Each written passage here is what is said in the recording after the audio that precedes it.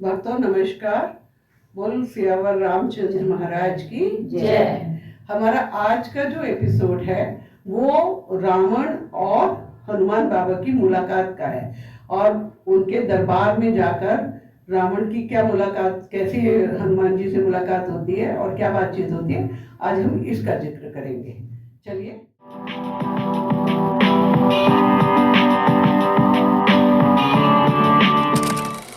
का बनते हैं कीसा के बल घाल सिवन कीसा दो श्रवण सुनई नहीं होई लिखियों अति असंख सठ धोई मारे निस्तर के अपराधा गाँव सठ धोई प्राण कई बाधा सुनि रावण ब्रह्मांड निकाया आई जासु बल विरचति माया जाके बल विरच हरीसा कालत सजत अरत दस सीसा जाबल शीस धरत से अंडे कोश समेत गिर कानन करई जो विविध देश त्राता तुमसे सठन सिखावन दाता कल्पो दंड कठिन के भंजा ए समेत जप तल मद गंजा कर दूषण दुसरा और बाली कथे सकल अतुलित बलशाली जाके बल लवलेश तेज नित्यं चराचर झारि रामा नित्यं चराचर झार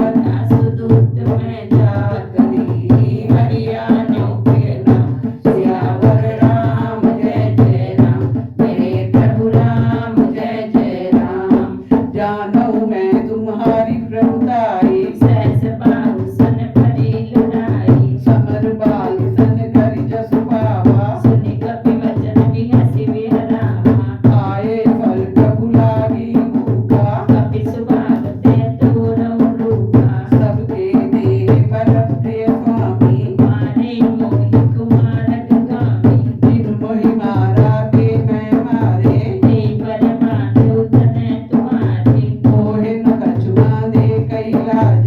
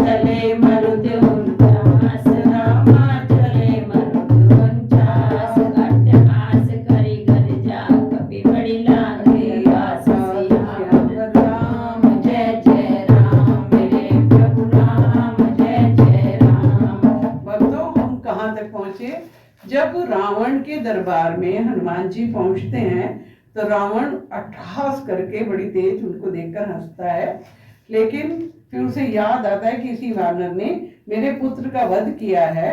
तो वो कहता है कि भाई तुम जो है तुमने इनको निशाचर यानी राक्षसों को क्यों मारा? उसने कहा भाई मैंने कुछ नहीं किया, मैंने कुछ नहीं किया, मैं तो वानर स्वभाव हूँ, भूख लगी थी, मैं खा रहा था, फल खा रहा था, तुम्हारे आदमी मुझे मारने लगे। अब जो मुझे मारेगा मैं अपनी रक्षा में दूसरे को तो अपने को तो बचाऊंगा ही नहीं बचाऊंगा। उन्होंने मुझे मारा, मैंने उनको मार दिया, मैंने तो कुछ नहीं करा, है ना। और जो है उन्होंने कहा कि मैं तो प्रभु के कार्य हेतु यहाँ आया हूँ और प्रभु की ही मतलब पावर से, प्रभु के बल से ही मैं ये सब काम कर रहा हूँ। तो और उन्होंने कहा कि मैं तुम्हारे बल को, उसने कहा तूने मेरा नाम नहीं सुना कभी? रावण बोला मेरा नाम सुना कभी? देखा मुझे, मेरा नाम सुना, मैं कितना प्रतापी हूँ? उन्होंने कहा हाँ सुना तो है, वो त्रिशुरा और बाली वगैरह जो राक्षस थे तुझे कांच में दबाए घूम रहे थे, सुना तो है, तुम वही रावण तो हो ना। रावण जो है थोड़ा खिसिया सा गया, उसने बात सुनी अनसुनी कर दी और उसके जो है ना और हनुमान जी को उल्टी सीधी बातें बोलने लगे। तो हनुमान जी ने ये कहा कि देखो जिसके बल से सारी सृष्टि चल रही है, ब्रह्मा विष्णु महेश जिससे सृष्टि की रचना, पालन और संहार करते हैं, जो संसार के कष्टों को काटने के लिए अलग अलग युग में अलग अलग रूप धारण करके अवतार लेते हैं, मैं मात्र उसका एक छोटा सा दूत हूँ और उसी के ही थोड़े से बल के अभिमान में तुम इतना बड़ा साम्राज्य उठाकर बैठे हुए हो, ठीक है ना। तो मेरी तुमसे ये प्रार्थना है कि तुम जो पुलस्त ऋषि के वंश के तुम हो, ब्राह्मण था ना रावण, था तो ब्राह्मण, तो तुम उस वंश की परंपरा को कलंकित ना करो। और तुमने एक बहुत जघन्य अपराध किया है कि जब प्रभु वहां पर नहीं थे तो आप सीता माता को हर लाए, अगर ताकत थी तो आप उनसे युद्ध करते और फिर देखते कि आप उनको जीत पाते हो कि नहीं जीत पाते हो। तो अब आपका बस एक इतना ही काम है कि आप उनको जाओ, प्रभु के पैर पकड़ो और सीता माता को वापस करके आओ इज्जत के साथ, तभी आपको कोई बचा सकता है, अदरवाइज आपको कोई नहीं बचा सकता। ये हनुमान जी तो अपनी तरफ से बहुत अच्छी बात उन्हें बता रहे थे, लेकिन कहाँ विनाशकाली विपरीत बुद्धि कहाँ समझ आती है, रावण को भी ये बात नहीं समझ आई। और उन्होंने कहा नहीं नहीं ऐसा है, ज्यादा ज्ञानी बनने की जरूरत नहीं है, तुम्हारी मृत्यु पास आ गई है, अब हम तुम्हारा वध करेंगे, छोड़ेंगे नहीं तुमको। और उसको मार, उसका ये जो बहुत बोल रहा है इसको जान से मार डालो। इतने में विभीषण आते हैं और वो अपने भाई को प्रणाम करके बोलते हैं कि देखो नीति जो कहती है वो ये कहती है कि दूत को कभी भी कोई कष्ट नहीं पहुंचाना चाहिए, मारना भी नहीं चाहिए, है ना। दूत को संदेश दे के छोड़ दो, जहां से आया वो संदेश पहुंचाएगा, फिर दोनों मालिकों की आपस में लड़ाई होगी। दूत तो मैसेंजर है, उसने आपको मैसेज दे दिया, आपने मैसेज ले लिया, उसको नुकसान पहुंचाने की जरूरत नहीं है। लेकिन रावण कहता है नुकसान तो थोड़ा सा, इसको कष्ट तो देना ही है, अब क्या करें। तो कहते हैं कि ना वानर को अपनी पूंछ सबसे ज्यादा प्रिय होती है, तो ऐसा करो कि इसकी पूंछ में कपड़ा लपेटो और उसमें आग लगा दो, ठीक है। जब इसकी पूंछ जल जाएगी, ये बिना पूंछ का अपने प्रभु के पास जाएगा, तो देखते हैं उनकी कितनी ताकत है। अब हनुमान जी हंसे, उन्होंने कहा भाई काम तेरा हो गया, अब हो गया काम तेरा। तो उन्होंने अपने सब लोगों को कहा कि जाओ भाई तेल वेल लाओ, इसकी पूंछ पे कपड़ा लपेटो और आग लगा दो।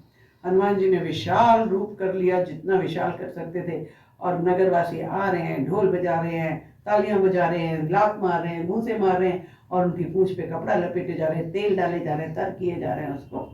और अंत में क्या किया कि उनकी पूंछ में उन्होंने आग लगा दी। अब हनुमान जी ने, विशालकाय शरीर था, उन्होंने छोटा सा रूप धारण किया, और चूंकि आग तो लग ही चुकी थी, छोटा सा रूप धारण किया और इधर अटारी से दूसरी अटारी, दूसरी से तीसरी, और पूरी आकाश की तरह लंबी छलांग लगाई और पूरी लंका उन्होंने जला डाली। और भगवान की कृपा से उसी तरह उसी समय तेज आंधी तूफान पवन का बड़ी वेग से चलने लगी।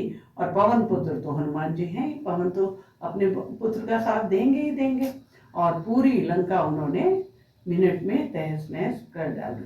आज हम सिर्फ यही मन में हनुमान जी के यही था, क्या था? क्या था? श्री राम जय राम जय जय राम, श्री राम जय राम जय जय राम, श्री राम जय राम जय जय राम, श्री राम जय राम जय जय राम।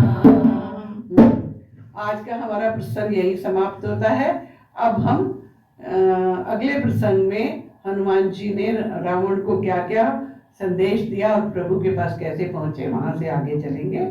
ठीक है, हमें विश्वास है कि आप इस आध्यात्मिक यात्रा का पूर्ण आनंद उठा रहे होंगे और इसमें आगे चलेंगे। जैसे जैसे आगे बढ़ेंगे आपको और आनंद आएगा। ठीक है, बोल सियावर रामचंद्र की जय।